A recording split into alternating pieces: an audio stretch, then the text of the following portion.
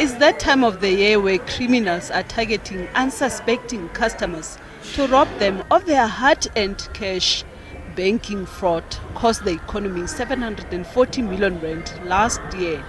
The impact on economy is significant because that's where we see even on the ATM explosive attacks that increased by 23%. We're looking at the figures of 2021 and 2022. So definitely there is a huge impact on the economy and hence financial crime has to be addressed significantly. There are various fraud that are topping the list, ranging from cybercrime, kidnappings, phishing, cryptocurrency and social media type of fraud. The fraudsters usually ask customers for OTP numbers and send them links, and once they click on the link, are then defrauded. Consumers are urged to be more cautious and not reveal their personal information to anyone, as the bank will never ask you for this type of information. They still click on links.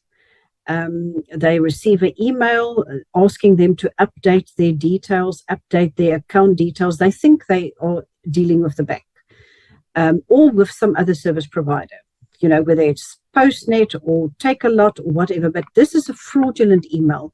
It's just made to look like it is from the actual institution.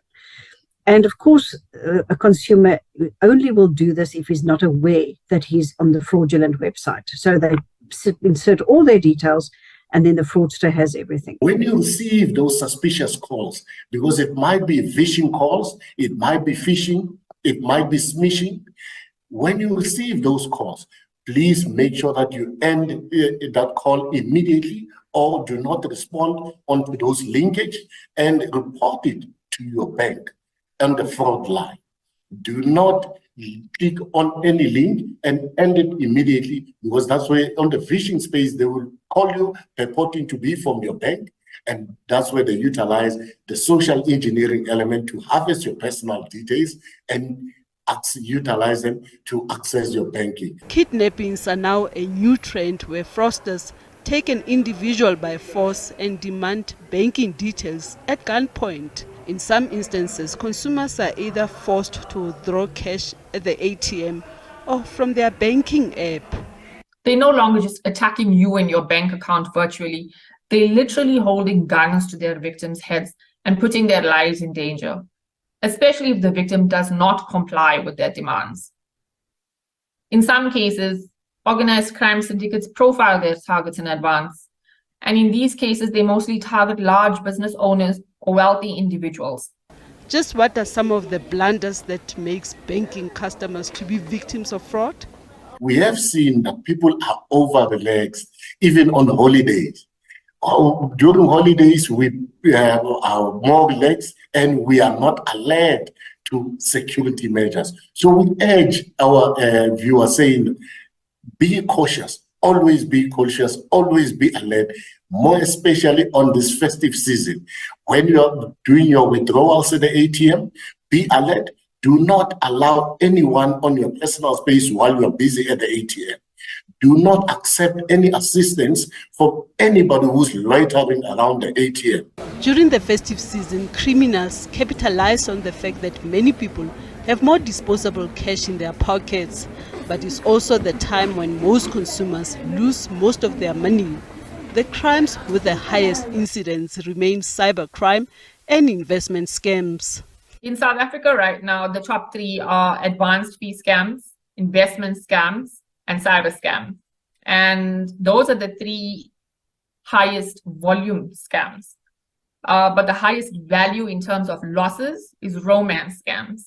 And we don't get many people coming forward to report them because they are embarrassed or they feel ashamed about having fallen victim for a romance scam. The Ombudsman says that its latest financial report has shown that most of the banking fraud complaints were resolved in favor of the banks, and that this is primarily because some of the cases involve criminal activity and the banks were found not to be at fault. In some cases, customers were negligent, as they provided their personal information to criminals. When we investigate, we try and identify whether the bank was at fault, whether they could and should have done something different.